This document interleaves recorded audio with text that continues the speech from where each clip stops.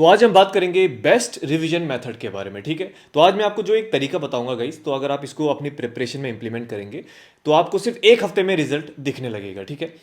ये बेसिकली एक practical approach में आपको बताऊंगा कि रिवीजन करना कैसे है। वो जो बेसिकली हम जो एक ट्रेडिशनल अप्रोच बताते हैं ना कि भाई डेली कर लो, वीकली कर लो, मंथली कर लो, लेकिन उसको करना कैसे है एक्चुअली में, तो वो मैं आपको बताऊंगा। तो बहुत ज़बरदस्त ये तरीका होगा, एकदम यूनिक होगा, डिफरेंट होगा। तो इससे पहले आपने इसको सुना भी नहीं होगा, लेकिन थोड़ा सा इसमें एफर्ट आपको करना पड़ेगा एंड ट्रस्ट मी, जो रिजल्ट आपको दिखेगा यू विल बी सेटिस्फाइड। देखो, सबसे पहले हम अगर बात करते हैं ना रिवीजन की, तो हमको रिवीजन करना क्यों चाहिए भाई, इतना क्यों फोकस किया जा रहा है रिवीजन पे। आप सिर्फ इतनी सी चीज़ सोचो कि देखो, यूपीएससी की जब आप प्रिपरेशन करते हैं तो बहुत सारी चीज़ें पढ़ते हैं ना। एनसीईआरटीज पढ़ रहे हो, उसके बाद स्टैंडर्ड बुक पढ़ रहे हो, न्यूज़पेपर पढ़ रहे हो, मंथली मैगजीन पढ़ रहे हो, आपका ऑप्शनल अपनी जगह है। अब इतनी सारी चीज़ों को रिटेन भी तो करना है ना, इतने सारी चीज़ों को रिकॉल भी तो करना है एग्जाम टाइम पे। मैंने पहले ही बोला था, आप कितना भी पढ़ते हैं इससे फ़र्क नहीं पड़ता है बेसिकली, क्योंकि बहुत से एस्पिरेंट 2-2, 3-3 साल से पढ़ रहे हैं, बहुत सारी चीज़ें उन्होंने पढ़ ली है। लेकिन सवाल ये है कि एग्जाम डे के दिन जो आपने पढ़ा है, क्या वो आप रिकॉल कर पा रहे हैं। जो चीज़ आपने पढ़ी है, क्या वो उस दिन आपको याद आ रही है कि नहीं आ रही है। That is the only thing. तो रिवीजन का पर्पज सिर्फ यही होता है कि जो हमने पढ़ा है हम उसको भूले नहीं, बस, और कुछ नहीं होता है। यहाँ पे बस अब डिपेंड करता है पर्सन टू पर्सन, भाई आपकी मेमोरी अच्छी है, ठीक है, आप रेगुलरली रिवाइज कर रहे हो तो आपको दिक्कत नहीं आएगी। अगर आप मान लीजिए कि थोड़ा सा आपको चीज़ें बहुत लेट में रिकॉल हो रही हैं, या फिर आपको थोड़ा टाइम लगता है चीज़ों को याद करने में, तो आपको रिवीजन ज़्यादा करना पड़ेगा। तो ये भी बहुत मैटर करता है पर्सन टू पर्सन। मैं बस आपको तरीका बताऊंगा एंड इसको अप्लाई करो, प्लीज़ इसको अप्लाई करना। एक हफ्ते में आपको रिजल्ट दिखेगा, गारंटीड है, गारंटीड रिजल्ट दिखेगा। मैं इसलिए आपको एम्फेसिस इसलिए कर रहा हूँ क्योंकि यार देखो, हम अक्सर ना एफर्ट्स करने से भागते हैं, हम एफर्ट्स नहीं करना चाहते। हम एक किताब है उसको पढ़ा, अंडरलाइन करा और दैट्स इट। जब नेक्स्ट टाइम हम रिवाइज करते हैं तो बस वही अंडरलाइन करा उसको पढ़ते हैं। लेकिन यहाँ पे आपको थोड़ा सा नोट मेकिंग करनी पड़ेगी। तो मैं आपको बताऊंगा कि कैसे आप नोट मेकिंग कर सकते हैं और साथ में कैसे आप अपने ही नोट से रिवाइज कर सकते हो। देखो, इस एग्जाम में ना खुद का जो एफर्ट आप डालोगे बस वही मैटर करेगा यार, वरना तो देखो लेक्चर्स, नोट्स, कोचिंग, सब सब जाते हैं ना कोचिंग। हर साल लाखों बच्चे कोचिंग लेते हैं और दिल्ली में भी लाखों बच्चे कोचिंग लेते हैं हर साल, लेकिन बनते तो उनमें से सेलेक्टेड है ना। तो एक्चुअली में अपना जो इनपुट डालता है, अपना जो एफर्ट करता है, सिर्फ बात वहीं पे आके आती है, ठीक है। अगर मैं अपनी खुद की बात करूं तो जो मेरे साथ भी बहुत सारे स्टूडेंट्स कनेक्टेड हैं, लेकिन जब मैं देखता हूँ स्टार्टिंग से तो बहुतों का प्रोग्रेस अलग है, ठीक है ना। बहुत बहुत जल्दी राइज कर रहे हैं, बहुत वहीं के वहीं पे हैं। क्यों? क्योंकि खुद से अगर हम एफर्ट नहीं डालेंगे चीज़ों पे तो हम कभी इंप्रूव नहीं करेंगे। सामने वाला आपको चीज़ें याद नहीं करा सकता, सामने वाला आपको ज़बरदस्ती पढ़ा नहीं सकता। वो आप पे है कि आप चीज़ों को कैसे लेके चलते हो। तो इसलिए रिवीजन यहाँ पे बहुत बड़ा रोल प्ले करता है। तो सीधे स्टार्ट करते हैं। देखिए,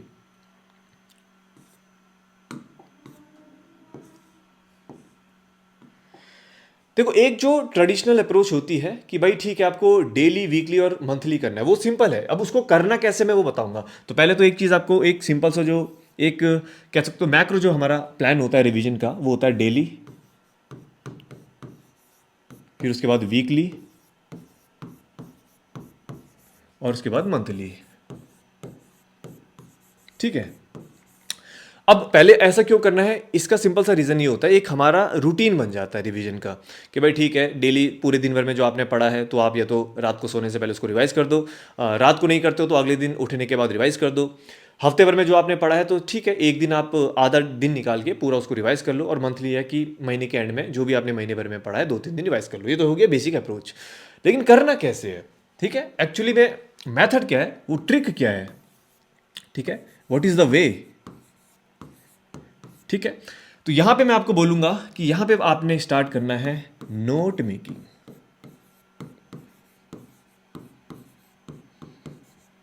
जिसने अपने शॉर्ट नोट्स बना दिए, समझ लो उसका एग्जाम निकल गया। जिसने सही तरीके से नोट्स बना दिए उसका एग्जाम निकल गया। क्यों?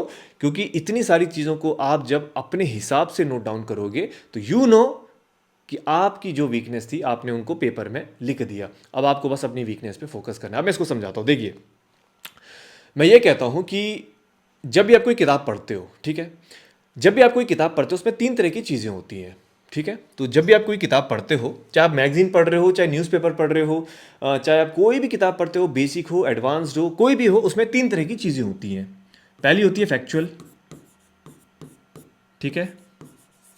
दूसरी होती है कंसेप्चुअल, ठीक है। और तीसरा होता है डिस्क्रिप्टिव।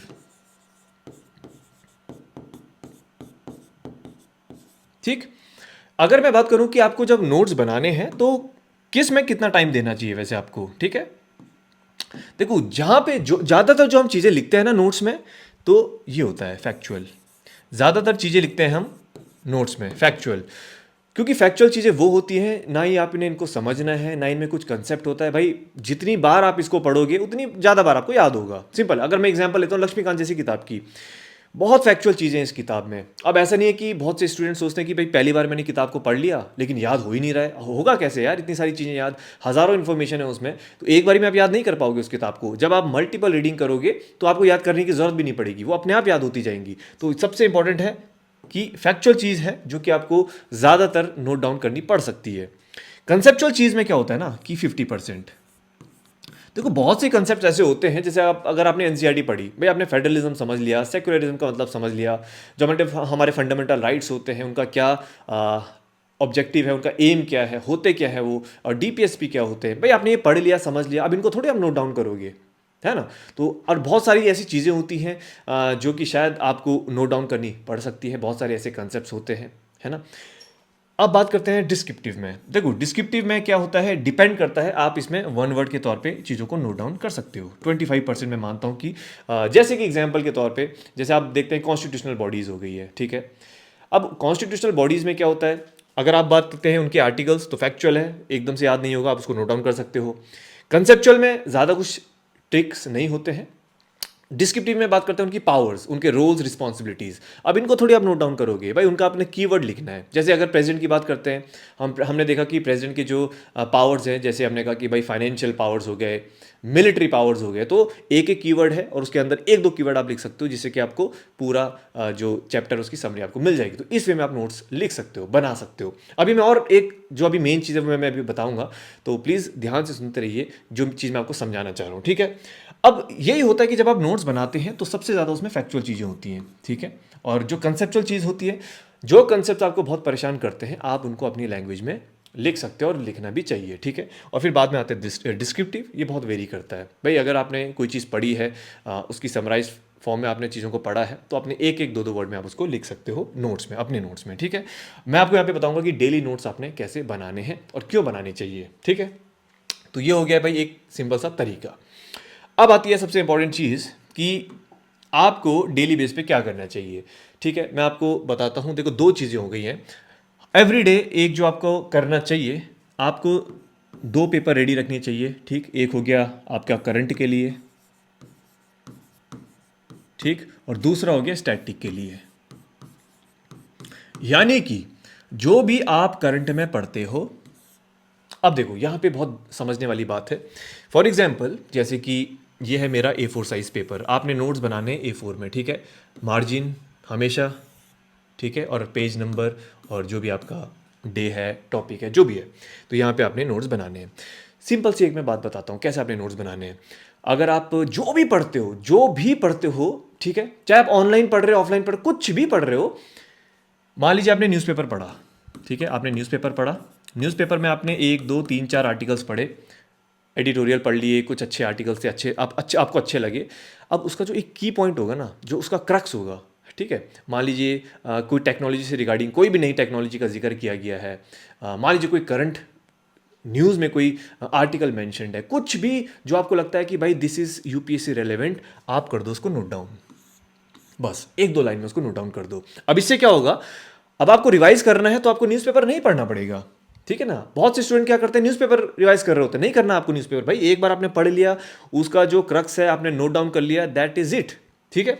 वैसे आप अगर मान लीजिए मंथली मैगजीन पढ़ते हो, monthly magazine is your primary source, तो मैं ये नहीं बोलूंगा कि भाई मंथली मैगजीन के आप बिल्कुल डिटेल में नोट्स बनाने स्टार्ट कर दो, बट मंथली मैगजीन में भी आपको कोई बहुत अच्छी चीज़ नज़र आती है, ठीक है। मान लीजिए कोई आपने इशू पढ़ा है, कोई न्यूज़ पढ़ी, आपको बहुत अच्छी लगी कि यार ये मेरे को कुछ ज़्यादा ही इंपॉर्टेंट लग रहा है ना। भाई हर मंथली मैगजीन में 100 या 150 पेजेस की मैगजीन होती हैं, डिपेंडिंग कि कौन सी मैगजीन है।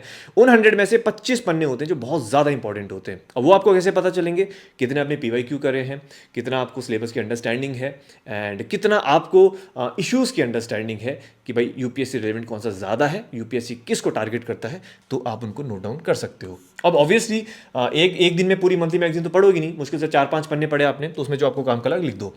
बस इतना बोलूंगा, एक दिन में एक पन्ने से ज़्यादा करंट अफेयर का नोट्स मत बनाना, बस एक दिन में एक पन्ना बनाना करंट अफेयर का, दैट इज इट।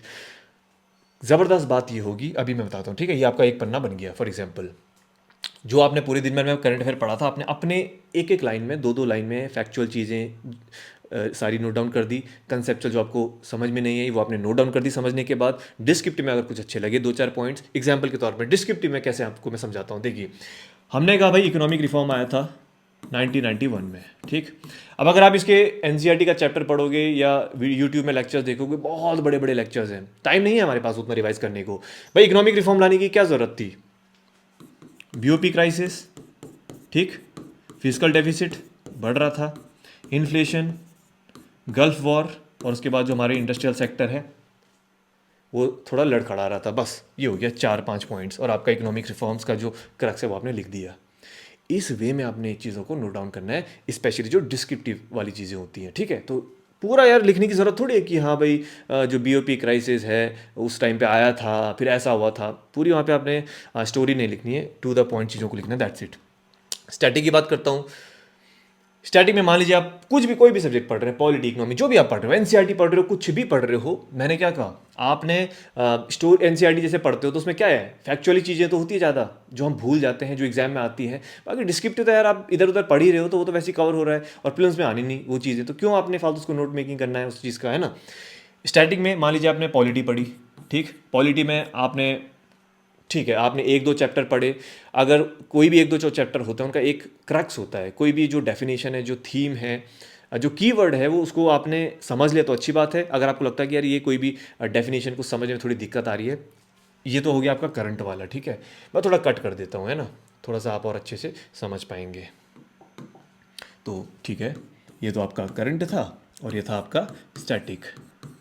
तो करंट का आपका एक पन्ना बन गया एक दिन का, ठीक। अब आपने स्टैटिक का बनाया, सेम स्टैटिक का भी आपने ऐसे ही करना है।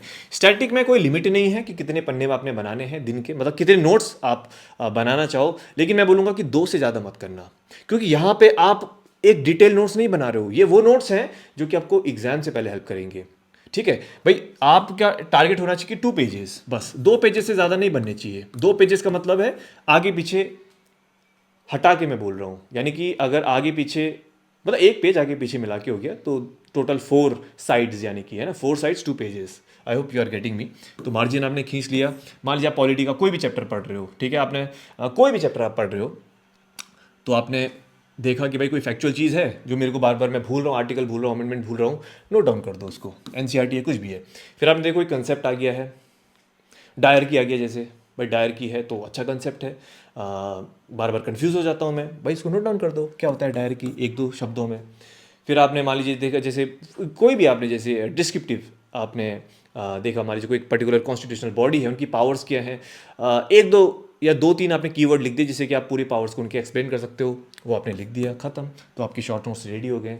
अब होगा क्या, आपने पूरे दिन भर में जो भी मान लीजिए 10 घंटे की पढ़ाई करी है ना, तो उससे आपने बना दिए 3 पेजेस, आपने 3 ज़बरदस्त पेजेस के अपने शॉर्ट नोट्स बना दिए, और महीने के आपके ज़्यादा से ज़्यादा 90 to 100 पेजेस रेडी हो जाएंगे। और ये जो चीज़ है ना, ये करेगी आपको एग्ज़ाम निकालने में मदद। बस टॉपर्स का ये होता है जीत का सूत्र, समझ रहे हैं।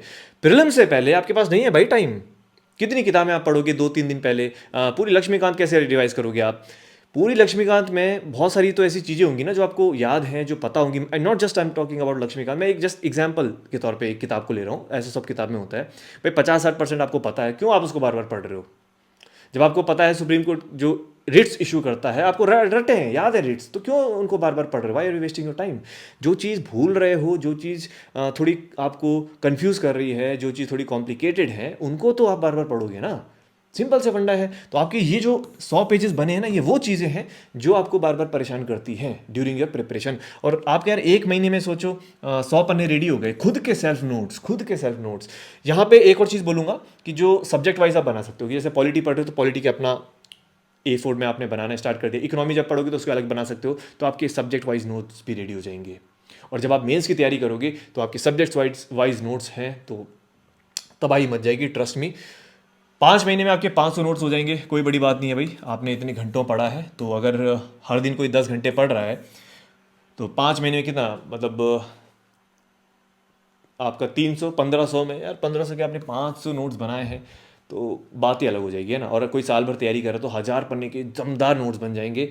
इतना सा काम आपने करना है। होगा क्या, अगर आप 8-10 घंटे तो ज़्यादा है, मैं बोलता हूँ अगर आप 8 घंटे पढ़ते हो तो ये नोट मेकिंग में आपको 2 घंटा लग सकता है, कोई ज़्यादा बड़ी बात नहीं है।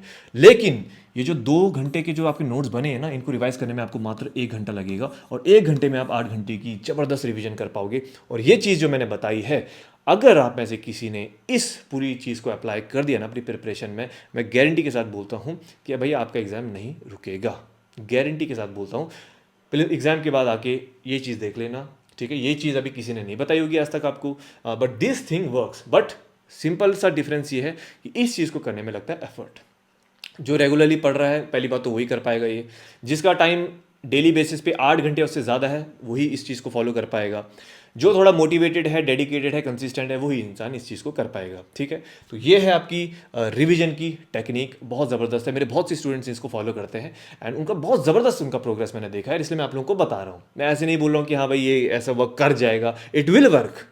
आई एम नॉट सेइंग कि it might work, it will work, short guarantee है, बट थोड़ा सा एफर्ट आपको डालना पड़ेगा। तो आई होप आपको चीज़ें क्लियर हो गई होंगी, ठीक है। तो मुझे यार वही लग रहा था कि बहुत से अब क्या है ना, जैसे जैसे टाइम बीत रहा है, एग्जाम आ रहा है नज़दीक, तो बहुतों को दिक्कत हो रही है कि याद नहीं हो रहा है, रिकॉल नहीं कर पा रहे हैं। सर आर्टिकल याद नहीं थे, नंबर नहीं है, तो अरे तो लिखो ना उसको। जो चीज़ आपको परेशान कर लिखो ना उसको। बार बार कहाँ आप लक्ष्मीकांत में ढूंढते रहोगे या इकोनॉमिक्स में ढूंढते रहोगे, कौन सा कंसेप्ट यार दिक्कत आ रही थी मेरे को, एनवायरनमेंट में ये पर्टिकुलर जो कन्वेंशंस थे, कमिटीज़ थी, नहीं आ रही उनकी रिकमेंडेशन, याद तो लिखो उनको, ठीक है। अलग से अपने सेल्फ नोट्स बनाइए and this will be very very helpful. Last में है न्यूज़पेपर नोट्स। अभी हमने क्या है कि न्यूज़पेपर नोट्स में हमने स्टैटिक इन्फॉर्मेशन डालना स्टार्ट कर दिया कि अभी जो आर्टिकल आता है, तो क्योंकि कई बार क्या होता है जो बिगिनर्स होते हैं उनको समझ में नहीं आता कि यार ये आर्टिकल में लिखा क्या है, तो उसका जो कीवर्ड होता है, जो उसका बैकग्राउंड होता है, थोड़ा हमने स्टैटिक चीज़ें ऐड कर दी है। तो अब जो बिगिनर्स हैं उनको भी न्यूज़पेपर नोट्स अच्छे समझ में आएंगे।